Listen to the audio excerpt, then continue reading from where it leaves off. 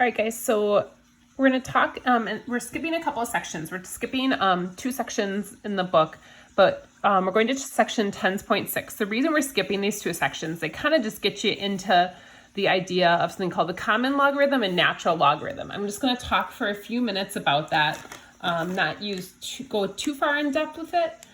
The idea with a common logarithm is basically what all of you guys have on your calculator. So when you guys look at your calculator and there's this log button, that's called the common logarithm. So if I try to do a logarithm right now in my calculator, unless I was using the common logarithm or the natural logarithm, this calculator wouldn't be able to do it. Now, some of your calculators allow you to input a different base. This one assumes the common logarithm. So that's just log of x. The base is missing, kind of like an exponent is missing on the x. There's no x to the first power. What the common logarithm is log of base 10. So if they don't write a base at all, you assume there's a 10 there. So if I want to figure out what log, let me just show you guys a quick example of log base 10 of 10 is. Now we've learned that if the base and what you're taking the log of are the same, it cancels to just be 1. So this should just equal 1. So that being said, if I know log base 10 is really just log of 10, so I don't have to write that little base, I can check this.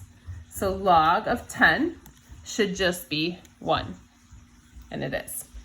So log of 10 is just 1. Good night, Griff. Happy birthday. Thank you. So log of 10 is just 1. So common logarithm is basically how we can use our calculator to do logs. So if there's no log written there, we assume it's a base 10. Now the natural, we're going to use this a bunch today because we're going to use our calculators. If your calculator allows you to put bases in, you can leave, I usually can leave that spot blank, I think. Now, the natural logarithm, we're not going to use much, but it actually is one that shows up in nature or in real life. Seems kind of crazy. You're like, really, my parents don't ever use logarithms in their real life, but logarithms are something that have importance in like exponential growth. When we're talking about population studies, you could use the natural logarithm. And what that is the ln button. So this little button right underneath. I had a student named Ellen, like E-L-L-E-N, and she used to think that I was saying her name every time. So ln is the same thing as a log. It's just a special one. It's called the natural logarithm. And it's log base e. Now e is actually a value in your calculator. So if you look at e in here, e to the first power has a value. It's like 2.72. It's really like a value like pi, but e is something that shows up in life. It shows up in anytime we talk about exponential growth, you could have e involved. So now I'm going to tell you guys right now, we're not going to use this one very much at all. We're going to use this one today. But I wanted to just kind of give you a little bit of insight, and that's what the last 2 sections were on that we skipped. So they're just kind of trying to get you used to understanding that those are a real thing. So just being aware that when I say log of 10, I'm just saying log base 10 of 10. I'm just kind of leaving that part out.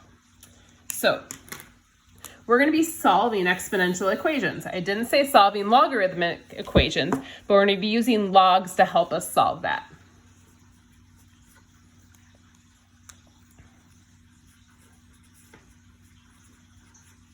So if I asked you to solve something like log base 11 of 63, now some of your calculators may do that for you.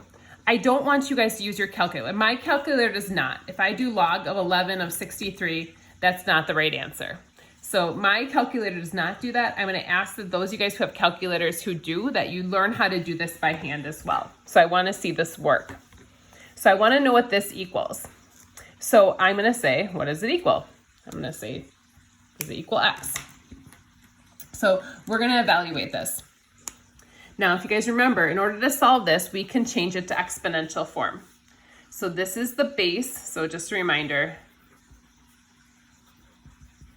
it's b to the x power equals y if we want to rewrite that. So I'm going to do 11 to the x power equals 36, or 63, sorry. Now, if I try to do 11 to the second power, it's 121. If I try to do 11 to the first, it's 11. So it's somewhere in between 1 and 2, but I don't know what it is. So I don't want to keep trying to guess numbers and see what works. That sounds like a pain in the butt. So what we're going to learn is that we can take the log of each side. So a few sections ago, we learned that if the logs were the same on each side, or we can add that log in on each side. So let me show you what we're going to do here. So I'm going to do log base 10 of 11 to the x power and log base 10 of 63. So I'm putting a log on each side. It's okay to do this because whatever I did to one side, I have to do the other. So that's fine. At this point, I want to solve this. Now you might have just said, well, you made it a lot more confusing. However, I have an exponent here. So if you recall, a couple sections ago, we can drop that exponent down in front and make it multiplication. So I dropped that down in front. Now I'm doing x times this log of 11. So to solve this, I'm going to divide by the log of 11 because it's being multiplied.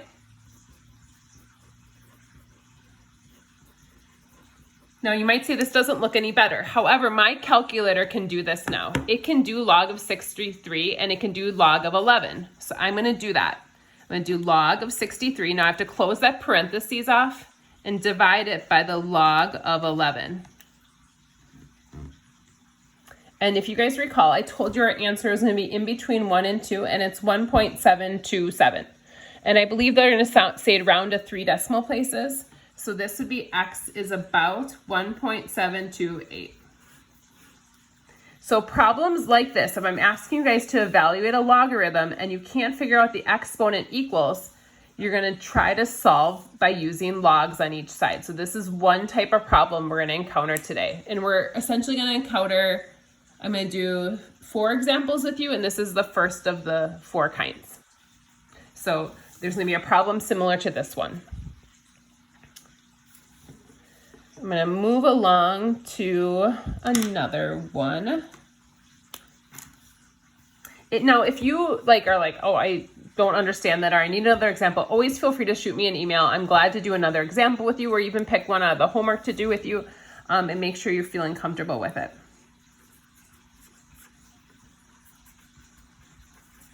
All right, so this one's kind of the opposite. This says 4 to the x power equals 80. So now this one may make you think, well, I'm going to switch that to log form. But I'm going to tell you that's not going to be very helpful. Let me just show you that real quick. If I did that, it'd be log base 4 of 80 equals x. Well, that's not very helpful because I don't know what log base 4 of 80 is. So I'm not going to do that. So what I'm going to do instead is I am going to take the log of each side. So we basically are at this point of the problem already. So I'm going to do log, again, base 10 of 4 to the x and log base 10 of 80. This little x drops down in front.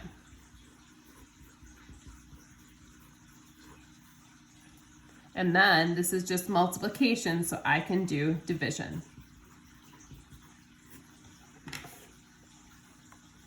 So again, grab my calculator, log of 80 divided by log of 4,